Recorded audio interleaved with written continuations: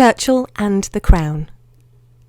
To celebrate Her Majesty the Queen's Platinum Jubilee, we are delighted to present Churchill and the Crown, a photography exhibition created in partnership with Top Photo.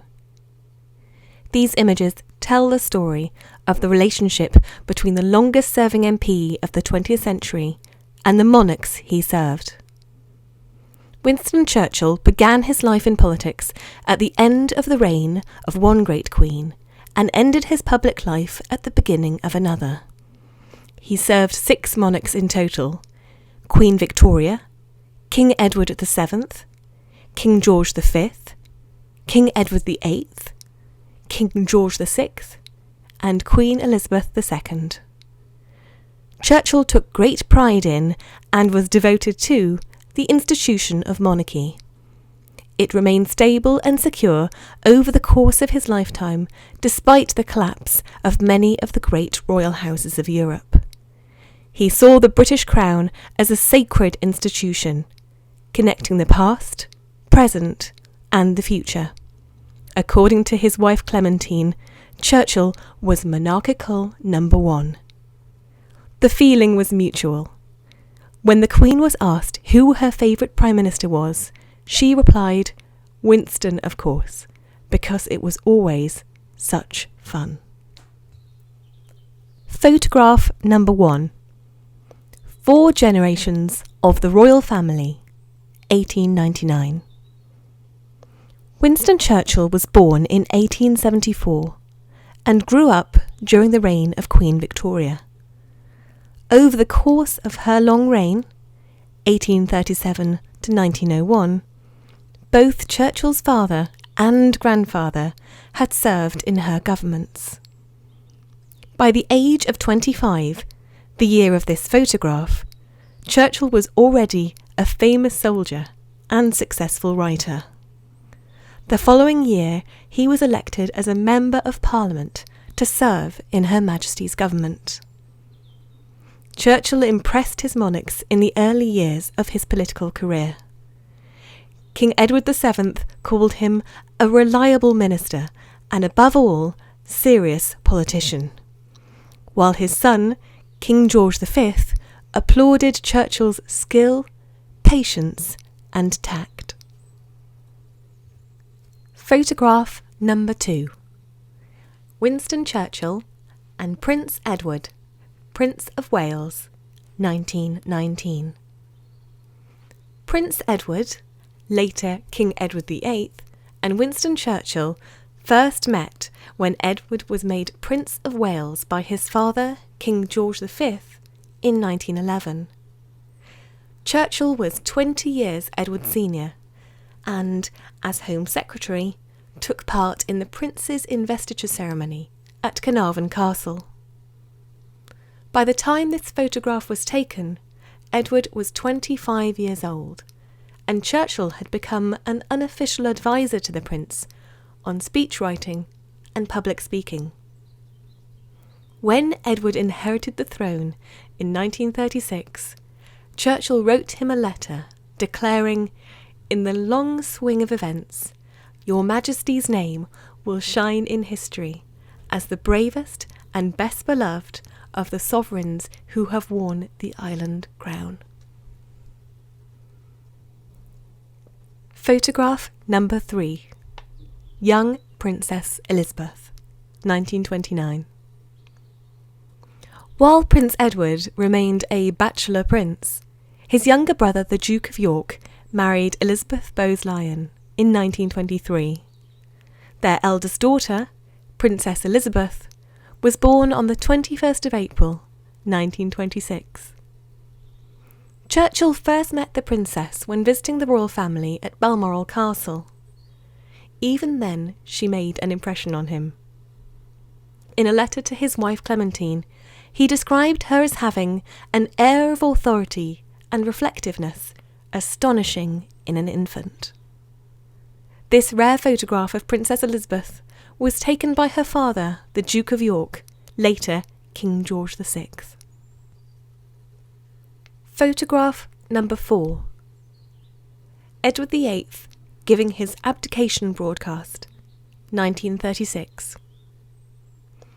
Since 1918, Prince Edward had been in a relationship with a married woman, Mrs. Frieda Dudley Ward. She was a friend of the Churchills and visited them at Chartwell. Then, in 1930, he fell in love with Mrs. Wallis Simpson. After becoming king in 1936, Edward told the Prime Minister, Stanley Baldwin, that he wanted to marry Wallis, who had recently divorced her husband. Baldwin opposed the match, saying the government would resign.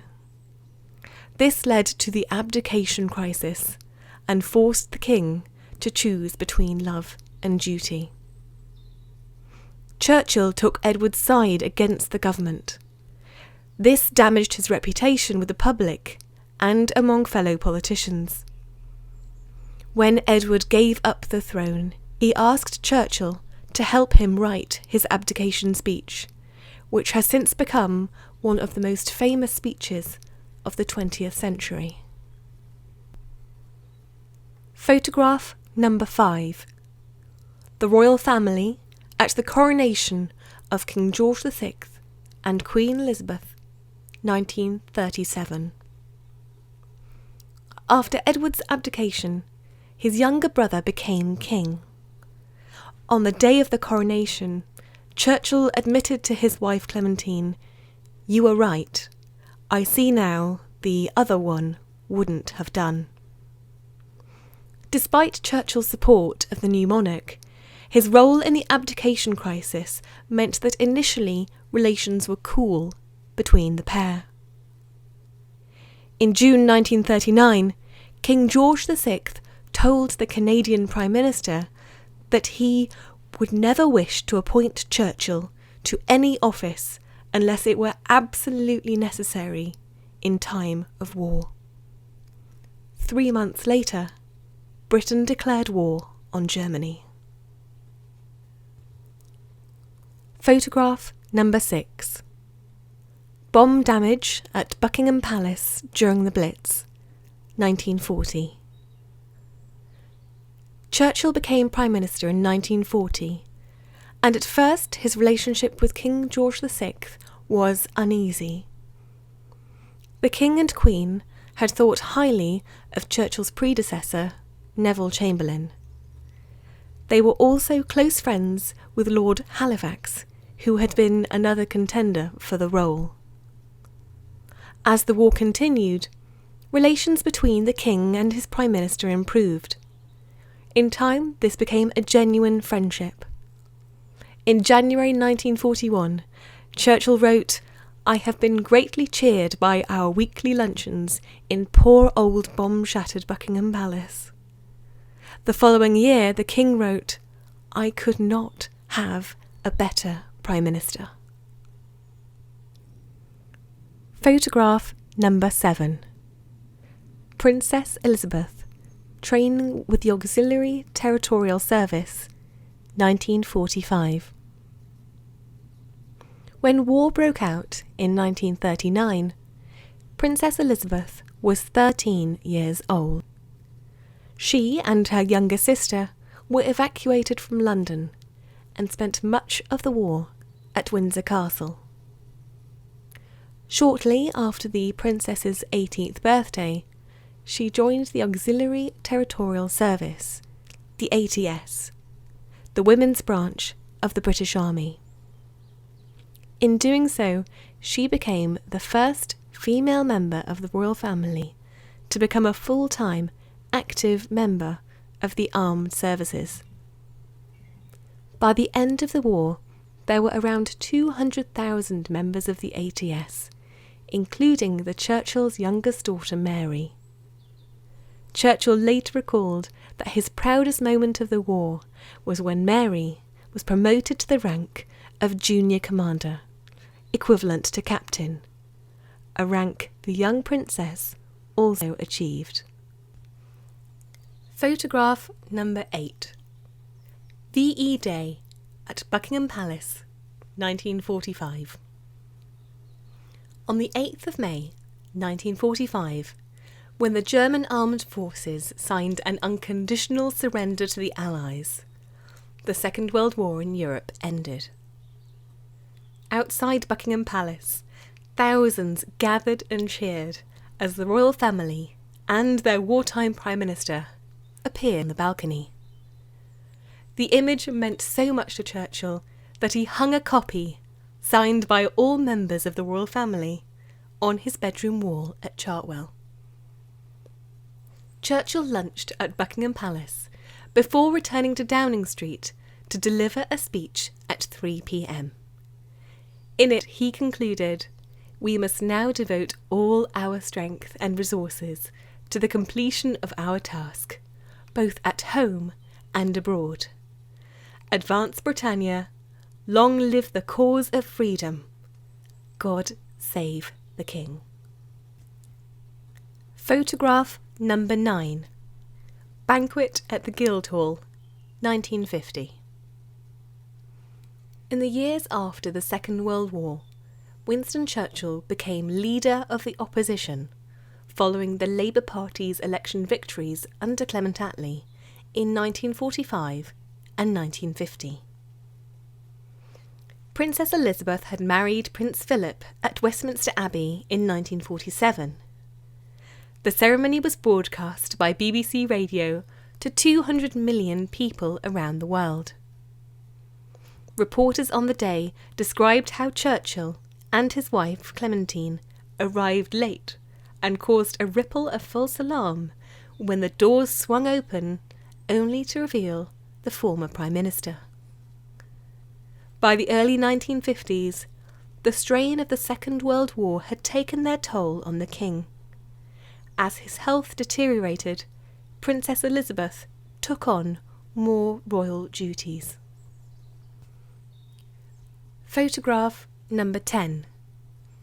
Princess Elizabeth's return from Canada, 1951.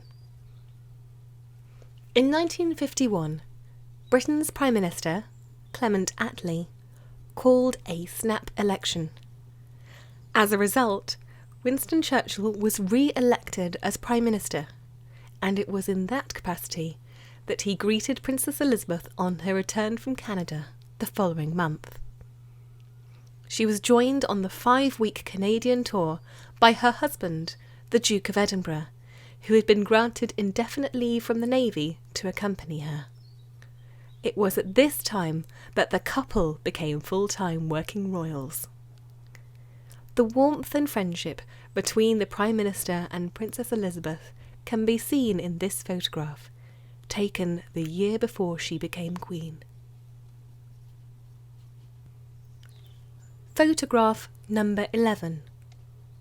The new Queen arriving at London Airport from Kenya, 1952. The death of King George VI in February 1952 moved Churchill deeply. In a eulogy for the late King, he said, "During these last months, the King walked with death as if death were a companion, an acquaintance whom he recognised and did not fear." Princess Elizabeth was in Kenya at the time of her father's death. Arrangements were quickly made for her to fly back to Britain. Returning as Queen Elizabeth II, she was greeted by her Prime Minister, Winston Churchill, who was waiting for her at the foot of the plane's stairs.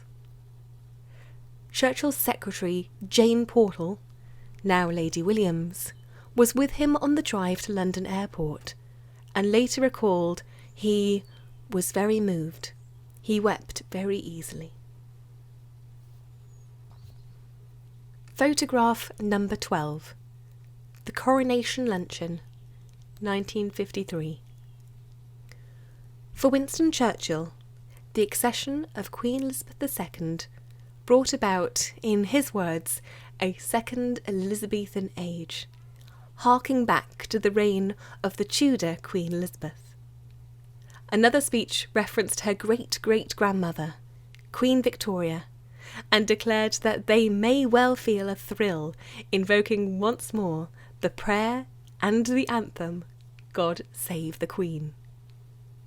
This photograph was taken at the coronation luncheon in Westminster Hall.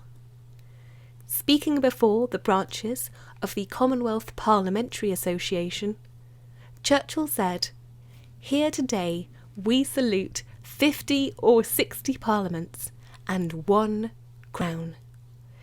It is natural for parliaments to talk and for the crown to shine."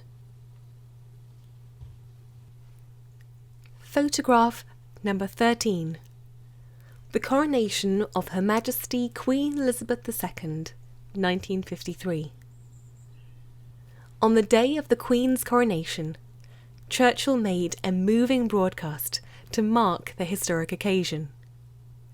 "It is our dearest hope that the Queen will be happy, and our resolve unswerving, that her reign shall be as glorious as her devoted subjects can help her to make it. We pray to have rulers who serve, for nations who comfort each other, and for peoples who thrive and prosper, free from fear." The Churchills attended the coronation at Westminster Abbey. In this photograph, they can be seen in the choir stalls on the right-hand side, where they were seated at the near end of the middle and top rows. Photograph number 14. Royals return from their Commonwealth tour, 1954. The Queen's first Commonwealth tour lasted for almost 6 months. Churchill's delight on her return was apparent in a speech he made on that day, saying, "When the background of this formidable century rises in our minds with all its struggles and achievements, the gleaming episode of the Queen's journey among her peoples, their joy in welcoming her, and the impact of her personality upon their vast numbers, constitutes an event which stands forth without an equal in our records." The royals returned to an official welcome as captured in this photograph, with the delighted Winston Churchill shaking the hand of the young Prince Charles. Photograph number 15. The Garter Day Procession, 1954. When King George VI offered Winston Churchill the Order of the Garter, the highest order of chivalry in Britain, he turned it down. Churchill had just been defeated in the 1945 election and remarked, "How can I accept the Order of the Garter when the people of England have just given me the Order of the Boot?" In 1953, the Queen repeated her father's offer. This time he accepted, reportedly telling a friend, "I only accepted because I think she is so splendid." His investiture as a Knight Companion of the Most Noble Order of the Garter took place at St George's Chapel at Windsor Castle in 1954. This photograph captures Churchill on that day wearing his robes and insignia. Photograph number 16. Awaiting the Queen Mother at Waterloo Station, 1954. This informal moment between the Queen and her Prime Minister was captured while the pair awaited the return of the Queen Mother at Waterloo Station, following her visit to Canada and America. Accompanying the Queen are her 2 young children, Prince Charles and Princess Anne. The following week was Churchill's 80th birthday, and the royal family bought him a present of 4 silver wine coasters. The Queen Mother also sent a touching note, which said, "You have been, and are, such an inspiration to our people, and we are all very proud of you." Photograph number 17. Farewell Dinner at Downing Street, 1955. On the evening before Churchill's retirement as Prime Minister, he hosted a dinner at 10 Downing Street. The principal guests were the Queen and the Duke of Edinburgh. This photograph captures the moment at the end of the evening when Churchill escorted the Queen to her car.